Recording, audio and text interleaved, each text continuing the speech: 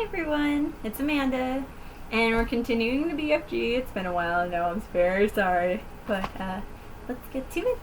Let's just go ahead and start. Alright, the marvelous ears. Back in the cave, the big friendly giant sat Sophie down once again on the enormous table. Is you quite snugly there in your nightie? He asked. You isn't fridgy cold? I'm fine, Sophie said.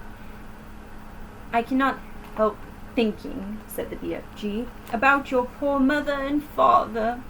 By now they must be jipping and scumping all over the house, shouting, Hello, hello, where's Sophie gone?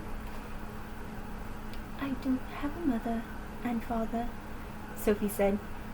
They both died when I was a baby. Not a chuckle for her. Baby name, but that I said it like that. Baby. Oh, you poor little scrumplet, cried the BFG. Is you not missing them very badly? Not really, said Sophie, because I never knew them. You was making me sad, the BFG said, rubbing his eyes. Don't be sad. No one is going to be worrying too much about me. That place you took me from the village was the village orphanage. We are all orphans in there. You was an orphan? Yes. How many is there in there? 10 of us, Sophie said. All little girls. Was you happy there? The BFG asked. I hated it, Sophie said. The woman who ran it was called Mrs. Clonkers. And if she caught you breaking any of the rules, little like getting out of bed at night or not folding up your clothes, you get punished. How was you getting punished? She locked us in the dark cellar for a day and a night without anything to eat or drink. The rotten old rotrapser! Rotrasper! Cried the BFG. It was horrid, Sophie said. We used to dread it. There were rats down there. We could hear them creeping about. The filthy old fizzwiggler, shouted the BFG. That is the horridest thing I is hearing for years. You is making me sadder than ever. All at once, a huge tear... All at once, a huge tear that would have filled a bucket rolled down one of the BFG's cheeks and fell with a splash on the floor. It made quite a puddle. Sophie watched with astonishment. What a strange and moody creature this is, she thought. One moment he is telling me my head is full of squashed flies, and the next moment his heart is melting for me because of Mrs. Clonkers locks us in the cellar. The thing that worries me, Sophie said, is having to stay in this dreadful place for the rest of my life. The orphanage was pretty awful, but I wouldn't have been there forever, would I? All is my fault, the BFG said. I is the one who's kid-snatched you. Yet another enormous tear welled from his eye and splashed onto the floor. Now I come to think of it... Oh, BFG's voice for Sophie. Sorry. Now that I come to think of it, I won't actually be here all that long, Sophie said. I is afraid you will, the BFG said. No, I won't, Sophie said. Those brutes out there are bound to catch me sooner or later. Wow, English accent gone. I'm sorry. Catch me sooner or later and have me for tea. As tea, not to drink tea. Sorry, I'm completely weird right now. I is never letting that happen, the BFG said. For a few moments, the cave was silent. Then Sophie said, May I ask you a question? The BFG wiped the tear from his eye with the back of his hand,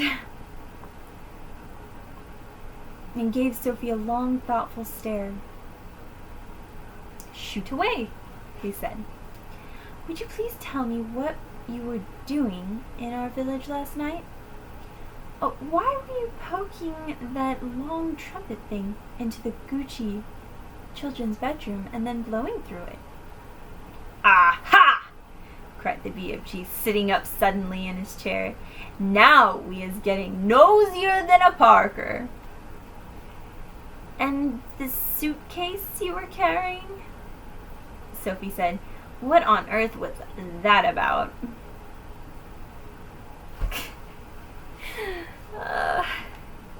Sophie's getting confidence.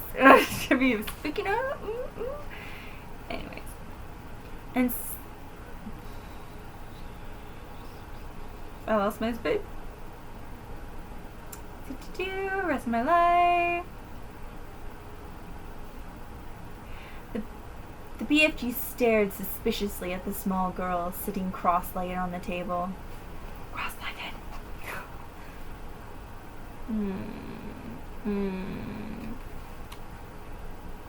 "You is asking me to tell you whopsy big secrets," he said.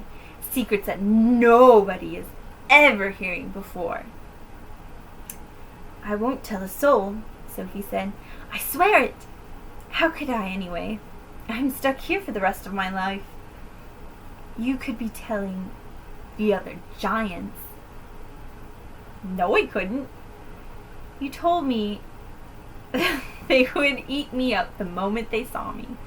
Gosh, no accent. "And so they would?" said the BFG.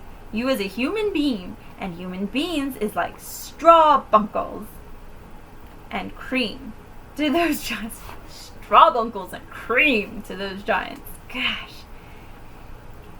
"If they're going to eat me the moment they see me, then I wouldn't have time to tell them anything, would I?" "You wouldn't," said the BFG. "Then why did you say I might?" "Because I is brimful of buzz boogers," the BFG said. "If you listen to everything I am saying, you will be getting earache." Please tell me what you were doing in our village," Sophie said. "I promise you can trust me." Alright, slow down. Turn on a light. Something needs to change. Hold on. Better? Okay. Night light. Okay. Oh, by the way,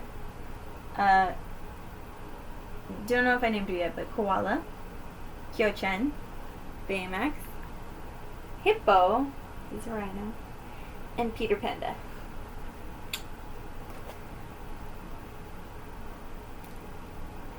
Okay. Alright, let's get back to this. "Would you teach me how to make an elephant?" the BFG asked. "What do you mean?" Sophie said. "I would dearly love to have an elephant to ride on," the BFG said dreamily. Yeah, I said it right. I would so much love to have a jumbly big elephant and go riding through the green forest, picking peachy fruits off the trees all day long. This is a sizzling, hot, muck-frumping country we is living in. Nothing grows in it except snozcumbers. I would love to go somewhere else and pick peachy fruits in the early morning from the back of the elephant." Sophie was quite moved by this curious statement. "Perhaps one day we will get you an elephant," she said, "and peachy fruits as well. Now tell me what you were doing in our village." "If you is really wanting to know what I am doing in your village," the BFG said, "I is blowing a dream into the bedroom of those children. Blowing a dream? Sophie said, "What do you mean?" "I is a dream-blowing giant," the BFG said. "When all the other giants is galloping off every what way in which to swallow up human beings, I is scuttling away to other places to blow dreams into the bedroom of sleeping children. Nice dreams, lovely golden dreams, dreams that is giving the dreamers a happy time." "Now, hang on a minute," Sophie said. "Where do you get these dreams?" "I collect them," the BFG said, waving an arm towards all the rows and rows of bottles on the shelves. "I has billions of them." "You can't collect a dream," Sophie said. "A dream isn't something you can catch hold of." "You is never going to understand about it, the BFG said. "That is why I is not wishing to tell you." "Oh, please, tell me." "I will understand. Go on. Tell me how you collect dreams. Tell me everything." The BFG settled himself comfortably in his chair, and he crossed his legs. "Dreams," he said, "is very mysterious things. They is floating around in the air like little wispy bubbles. Bubbles, and all the time they is scratching.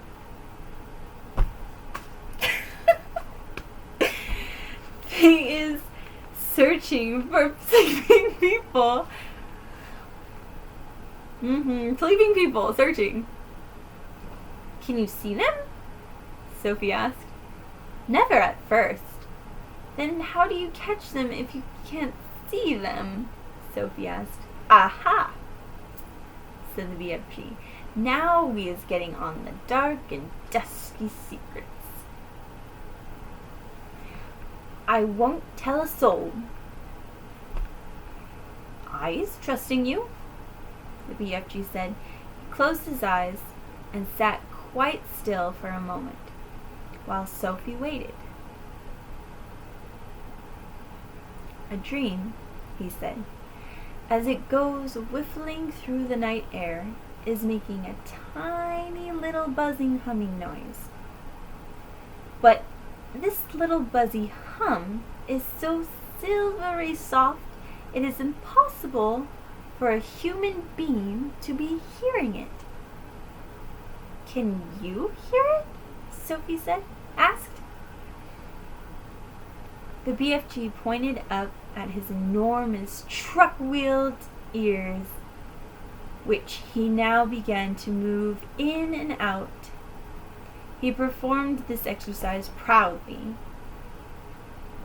I can't do it. In and out. He performed this exercise proudly, with a little proud smile on his face. "Is you seeing these? How could I miss them? Hold on. In and out, in and out."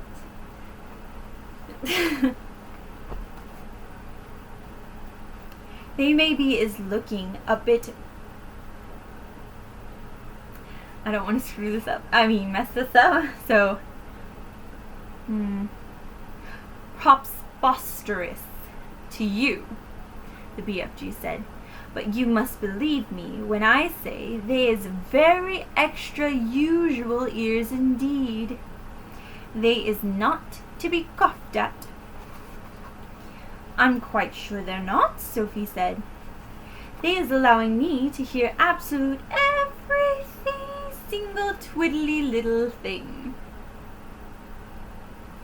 Like a pin drop. You mean you can hear things I can't hear? Sophie said. You is deaf as a dumpling compared with me, cried the BFG. You is hearing only thumping loud noises with those little earwigs of yours. But I am hearing all the secret whisperings of the world.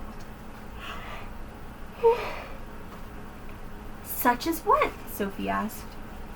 In your country, he said, I is hearing the footsteps of a ladybird as she goes walking across a leaf. Honestly? Sophie said, beginning to be impressed. What's more, I is hearing those footsteps very loudly, the BFG said. When a ladybird is walking across a leaf, I is hearing feet going clumpity, clumpity, clump, like giants' footsteps. Good gracious me! What else can you hear? I is hearing the little ants chittering to each other as they scuttle around in the soil. You mean you can hear ants talking? Every single word, the BFG said, although I is not exactly understanding their language. Go on, Sophie said. Sometimes, on a very clear night, the BFG said, and if I is swiggling my ears in the right direction, and here he swiveled his great giant ear upwards so they were facing the ceiling. If I is swiggling them like this, and the night is very clear, I is sometimes hearing far away music coming from the stars in the sky. How cool is that? I'm sorry, that's way cool. Way cool. A queer little shiver passed through Sophie's body. She sat very quietly, waiting for more. But I didn't make a sound. Oh. My ears is what told me you were watching me out of your window last night, the BFG said. But I didn't make a sound, Sophie said.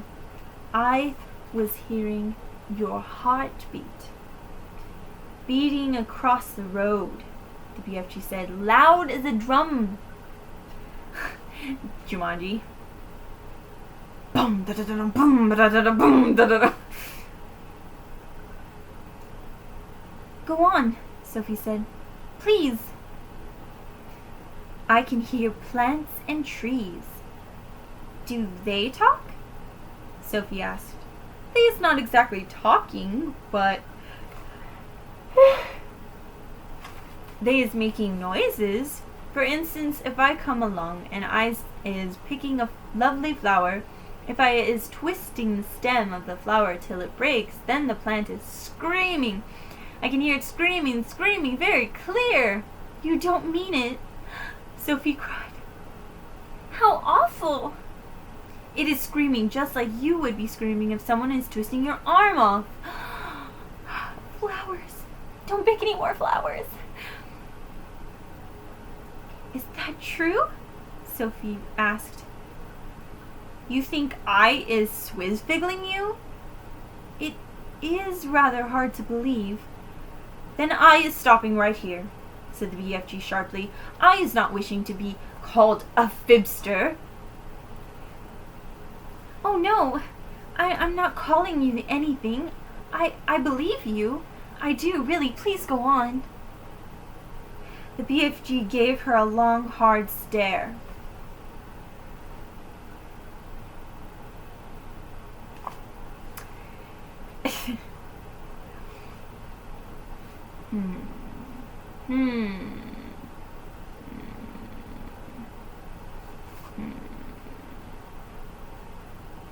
Sophie looked right back at him. Her face opened to his. I believe you, she said softly. She had offended him. She could see that. Clever chica. I wouldn't ever be fibbing to you, he said. I know you wouldn't, Sophie said. But you must understand that it isn't easy to believe such amazing things straight away. Such amazing things straight away. I understand that, the BFG said. So do please forgive me. And go on, she said. He waited a little while longer, and then said, It is the same with trees as it is with flowers. If I is chopping an axe into the trunk of a big tree, I is hearing a terrible sound coming from inside the heart of the tree. What sort of sound? A soft moaning sound, the BFG said. It is like the sound of an old man is making when he is dying slowly. He paused. The cave was very silent. Trees is living and growing just like you and me, he said. They is alive. So is plants. He was sitting very straight in his chair now, his hands clasped tightly together in front of him. With his face was bright, his eyes round and bright as two stars. Such wonderful and terrible sounds I is hearing, he said. Some of them you would never wish to be hearing yourself, but some is like glorious music. He seemed almost to be transfigured by the excitement of his thoughts. His face was beautiful in its blaze of emotions. Tell me some more about them, Sophie said quietly. Oh, tell me some more about them. You just ought to be hearing the little mices talking, he said. Little mices, Mrs. Mices, is always talking to each other, and I is hearing them as loud as my own voice. What do they say? Sophie asked. Only the mices know that, he said. Spiders is also talking a great deal. You might not be thinking it, but spiders is the most tremendous natterboxes, and when they is spinning their webs, they is singing all the time. They is singing sweeter than a nightingale. Who else do you hear? Sophie asked. One of the biggest chatbox is the caterpillars, piddlers, the BFG said. What do they say? They is arguing all the time about who is going to be the prettiest butterfly. Divas. This is all they is ever talking about. Is there a dream floating around in here? Sophie asked. The BFG moved his great ears this way and that, listening intently. He shook his head. There is no dream in here, he said, except in the bottles. I has a special place to go for catching dreams. They is not often coming to giant country. How do you catch them? The same way you is catching butterflies, the BFG answered. With a net. He stood up and crossed over to a corner of the cave where a pole was leaning against the wall. Excuse me. The pole was about 30 feet long, and there was a net on the end of it. Here is the dream catcher, he said, grasping the pole in one hand. Every morning I is going out and snitching new dreams to put in my bottles. Suddenly he seemed to lose interest in the conversation. I is getting hungry, he said. It is time for eats. Snozcumbers. Whoops. Alright, so let's go back and just show the pictures of the marvelous ears. And that was the only picture for that chapter. And then we have Snozcumbers. And we'll stop right there. So you can get back to... We'll leave off at page 48 and then Snozcumbers. See you next time. Thanks. Bye.